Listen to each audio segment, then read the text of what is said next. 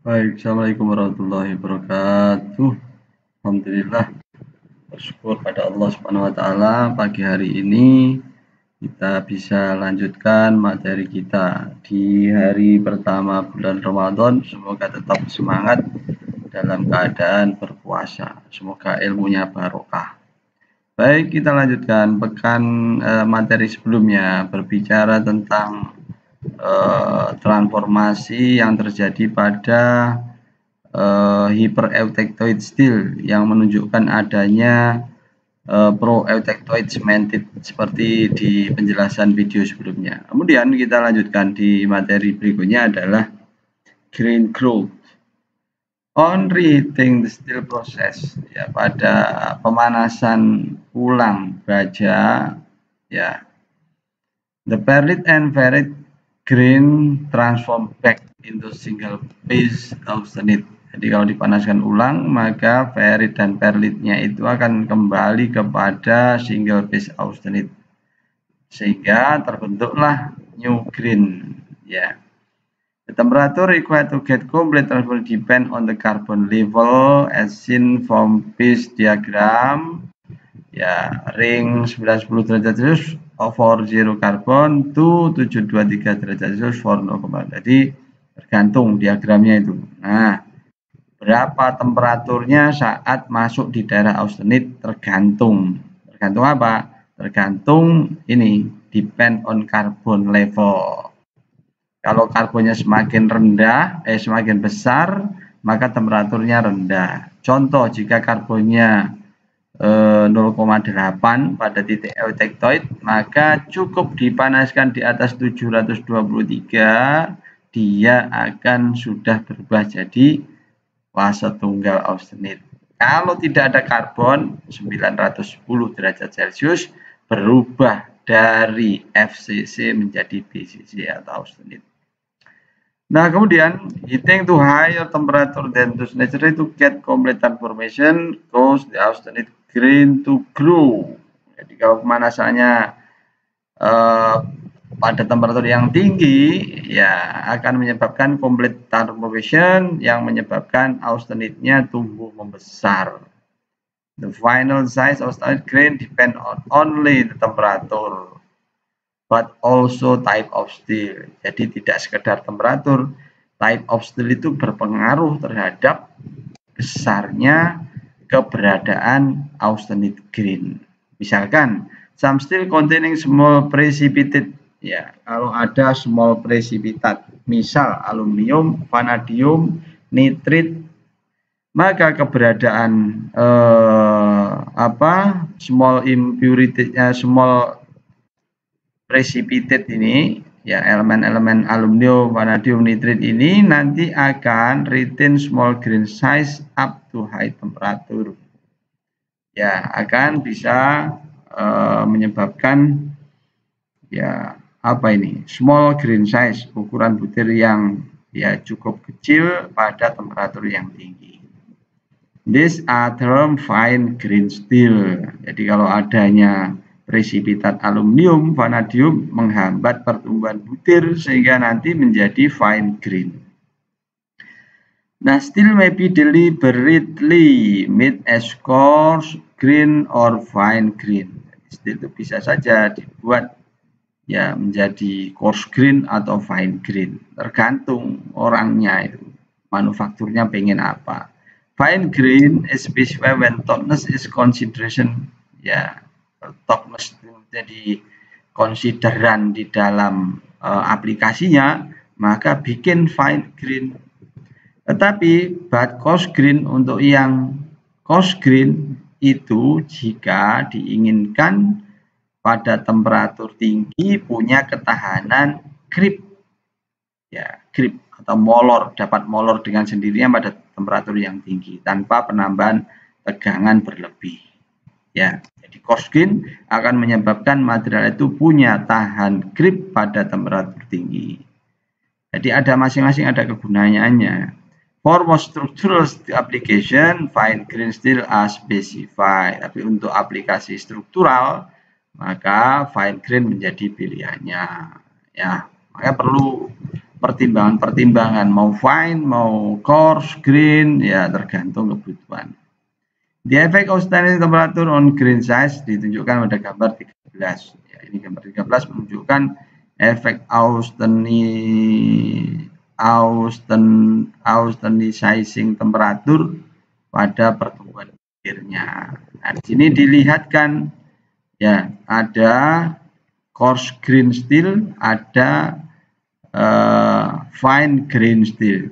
Nah, fine grain steel yang ada beberapa elemen tadi, dia bisa tahan tetap halus, tetap fine grainnya pada temperatur tertentu. Ketika sudah cukup tinggi, baru dia menjadi coarse grain. Ya, nah di sini pentingnya yang tadi disebutkan itu, ya. Apa unsur-unsur precipitate, small precipitate yang bisa menghambat terjadinya grain growth, ya seperti ini. It is shown that although grain growth is restricted in fine grain, walaupun grain growth itu bisa ditahan menjadi fine grain steel at sufficient high temperature, pada temperatur yang cukup tinggi, the precipitate dissolve, ya. Pada akhirnya pada temperatur yang tinggi, precipitatnya dissolve, terlarut, ya, sehingga steel juga berubah menjadi coarse grain. Ya, ini gambarnya. Tetap tahan karena ada precipitate small, temperatur tinggi dia akan terlarut yang namanya precipitate. Akhirnya si grain itu ya still behave a coarse grain steel. This effect is important in the HAZ. Ya, ini akan menjadi penting pada saat kita membahas HAZ. Figur 14 illustrate the different HAZ grain size between coarse grain and fine grain steel. Jadi di figur 14 menunjukkan perbedaan antara coarse grain dan fine grain. Ya, di sini dijelaskan austenitic grain size and the HAZ of well. Note that close to the fusion boundary, the grain size is the same, baik di coarse and fine grain. Jadi kalau di daerah yang fusion ini, baik di bentuk fine grain steel maupun coarse grain steel, itu bentuknya sama. Ya, oke. Nah, di sini dijelaskan bahwa in the husk of coarse grain steel there is a wide region. Jadi, HAZ pada daerah yang coarse grain itu areanya cukup luas where the grain growth is occurred. Jika grain growth terjadi sana, pertumbuhan terjadi. But fine grain steel resists grain growth except in the narrow region. Ya, pada fine grain maka grain growth-nya ya cukup kecil saja, immediately ejected into the wide fusion boundary where temperature are very high. Ya, kecuali ya pertumbuhan itu terjadi pada daerah yang temperaturnya cukup tinggi di dekat fusion boundary. Nah, catatannya di sini, notice that in this narrow region the grain size is the same for coarse and fine grain steel, seperti yang tadi saya jelaskan, ada gambarnya itu. Ya, bahwa di daerah narrow region dekat fusion itu butirnya sama, baik coarse grain steel maupun fine grain steel. Nah, kemudian steel containing a exception in the and that fine has grain size may be achieved right up to the fusion boundary. Titanium nitride is very stable and may not completely dissolve in the husk even at the temperature immediately ejected the fusion boundary. Ya. Nah, di sini ada tambahan steel containing titanium, ya, in that fine has grain size, yang menghasilkan fine has grain size. Ya, karena adanya titanium. Ya, kenapa? Karena titanium itu ya dia bisa berada right up to the fusion boundary. Sehingga titanium ini cukup stabil.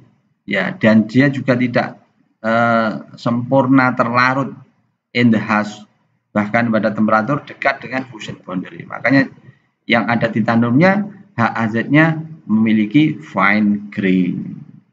Ya. Oke, bisa dipahami ya. Ya. Nah, kemudian modern steel design specially to retain small grain size in the hash. Ya, ini namanya modern steel dirancang memang harus memiliki ya small grain size di daerah hash at the high heat input well. Kalaupun dia dilas dengan heat input yang besar, kadangkala konten titanium for this purpose. Ya, ini penting. Ya, ada hal-hal baru di dalam manufacturing. Kemudian ini untuk non equilibrium cooling. Ya, equilibrium memanfaatkan deskripsi pada diagram fase besi karbon karena proses transformasinya adalah equilibrium. Kalau non equilibrium seperti apa dalam coolingnya itu? We only observe the phase and microcell predicted by iron carbide diagram and the steel cooled very slowly. Nah, very slowly itu atau equilibrium. Very slowly di sini maknanya adalah dia tidak akan turun temperaturnya sebelum reaksi sempurna selesai pada daerah reaksi, misalkan reaksi eutectoid pada temperatur 723 dan seterusnya. Moreover, the diagram assume that carbon is the only alloying element present in the steel. Ya, asumsinya adalah di diagram iron carbide diagram itu ya hanya karbon dan Fe saja. If the concentration of other element is small, the basic diagram can still be used.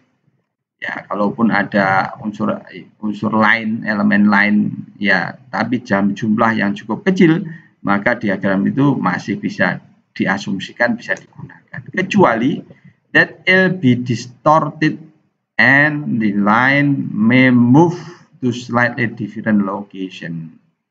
Nah, akibat dari adanya unsur-unsur itu nanti akan menyebabkan beberapa garis yang berubah di diagram fase. For example, the presence of alloy element change the eutectoid temperature. Ya, misalkan kalau ada unsur kromium misalkan. Kromium itu akan menyebabkan eutectoid temperatur turun ke temperatur yang lebih rendah, bergeser. Dari garis-garis yang ada di diagram besi karbon itu bisa bergeser dengan keberadaan elemen-elemen lain. Tapi kalau cukup kecil ya atau karbon saja, dianggap karbon saja, maka ya asum penggunaan iron carbide diagram masih bisa dipakai. Contoh di sini di mana nih? Nah, di zone S7 in gambarnya yang ini. Nah, ini ya. Ini adalah kurva yang menjelaskan diagram showing the effect of alloying element on the eutectoid temperature. Ingat, eutectoid temperatur. Temperaturnya berapa? 723. Contoh di sini. Temperatur ya derajat Celcius. Ya, di sini. Jika saya tambahkan nikel ya dengan jumlah 8%, maka turun. Mangan juga turun. Kromium, nah bisa tuh naik dikit dan seterusnya. Ini adalah efek-efek ya terhadap eutectoid temperatur. Nah, figur 15. In the structural steel, the concentration of alloy is quite small and the basic iron carbide diagram is not distorted very much. Jadi kalau struktural steel, maka unsur lain itu quite small, dikit saja. Sehingga basic FEC diagram itu tidak cukup berubah besar untuk equilibrium condition. Kemudian, the rate of cooling has major effect on the type of microstructure formed, and unless the steel cools slowly, the iron carbide diagram cannot be used. Jadi kalau laju pendinginannya cukup besar karena berpengaruh cukup pada perubahan microstructure, maka kalau pendinginannya itu tidak cukup lambat, ya artinya lebih cepat, maka ini diagram tidak bisa digunakan. Nah, ya namanya Aaron-Kirben diagram itu equilibrium transformation. Makanya ketika pendinginannya lebih cepat, ya dia tidak bisa dipakai. Nah, kemudian the reason is that transformation of austenite to perlite required the diffusion of carbon to the site of growing carbide, a process which take time. Ya, inilah alasannya pada saat transformasi austenite menjadi perlite memerlukan ya adanya difusi karbon. Ya, sehingga penggunaan apa itu diagram iron carbon tidak cukup bisa dipakai. Ya, karena butuh ya a process which takes time. Ya, growing carbide-nya itu. We saw how the faster cooling rate produce fine perlite. Ya, kita bisa menunjukkan bagaimana faster cooling rate itu menghasilkan fine perlite. With even faster cooling rate, less time is available for diffusion and perlite cannot form. Ya, bahkan ya faster cooling rate pada pendinginan yang cepat, waktunya ya less time is available ya for diffusion and perlite cannot form. Nah, alternate microstructural form with their exact morphology depending on just how quickly the steel cool.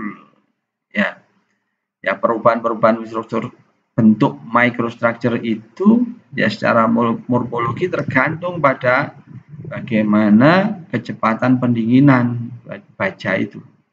Misalkan di water coolant, for example, the cooling rate is so rapid, there is no time for any diffusion. Ya, tidak ada kesempatan difusi. Ya, kalau waktunya cepat. And the carbon remain trapped. Ya, akhirnya karbonnya itu tetap terperangkap, tidak ada kesempatan untuk berdifusi, mengatur dirinya. Karena mengatur dirinya itu cukup butuh waktu. In the same place as it was in austenite. Ya, jadi kalau tidak ada cukup waktu untuk difusi, maka karbon akan tetap berada pada tempat yang sama seperti saat dia berada di austenite karena tidak ada waktu untuk difusi, maka dia terperangkap, trapped. Rapid coolant cannot suppress the crystal structure change from VCC to FCC to BCC. Nah, kalau rapidnya coolant itu kecepatannya tinggi, maka tidak cukup ada perubahan crystal structure dari FCC ke BCC. But the presence of trapped carbon, keberadaan dari karbon yang terangkap itu pada BCC fase distort it to a tetragonal shape, ya, sehingga menyebabkan distorsi pada bentuk struktur BCC-nya itu, ya, sehingga menjadi tetragonal seperti ditunjukkan pada gambar 16. Ya, ini figur 16, carbon trap in the martensite lattice causes a distortion of the tetragonal structure. The shape depend on the carbon level. Nah, di sini karbon mestinya bisa berdifusi, berubah dari FCC ke BCC. Ya, akhirnya karena dia terperangkap, jarak mestinya sama ini A-nya itu. A kan, karena ada karbon yang terperangkap dia jadi AAC. Jadi body center tetap ada senternya, tetragonal ya, C-nya jadi panjang, lebih panjang, menceng.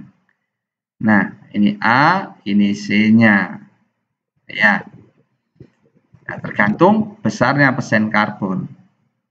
Misalkan pada kandungan karbon 0,4 sekian, C-nya sekian. Ini lattice parameter Armstrong panjangnya.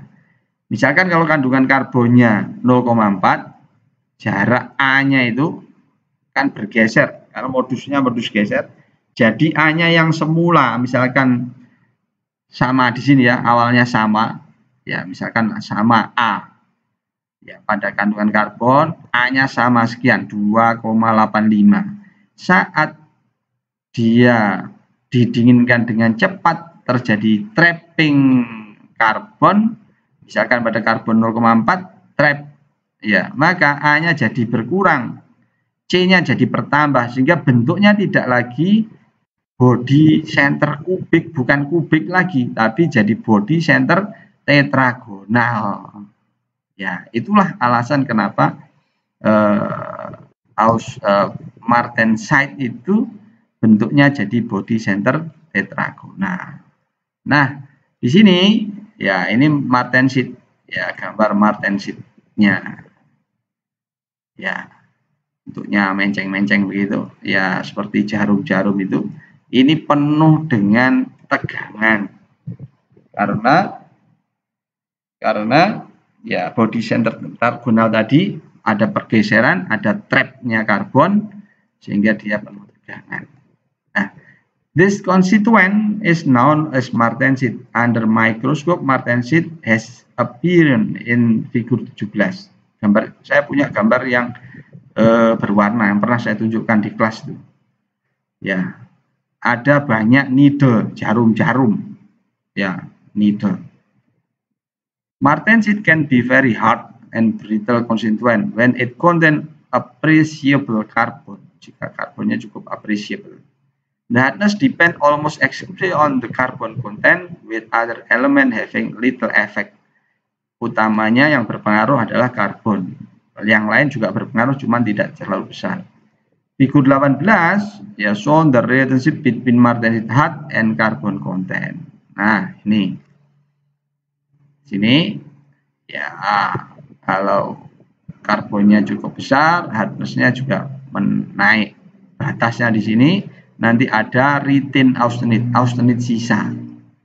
Tidak semuanya berubah jadi martensite ya, karena tidak, kalau karbonnya cukup besar maka yang namanya kurva akan bergeser ke kanan bawah sehingga martensite, garis martensite finishnya tidak nampak di temperatur kamar, sehingga muncullah austenite sisa karena tidak sempat semuanya selesai martensite finishnya. Ada selesai, cuman selesainya di sub-zero treatment namanya, ya di temperatur di bawah. Nah, di sini graph showing effect carbon content on the hardness martensite. Other alloy element have only small effect on the martensite hardness. Ya, ini kurvanya ya hanya karbon, yang lainnya cukup kecil saja efeknya.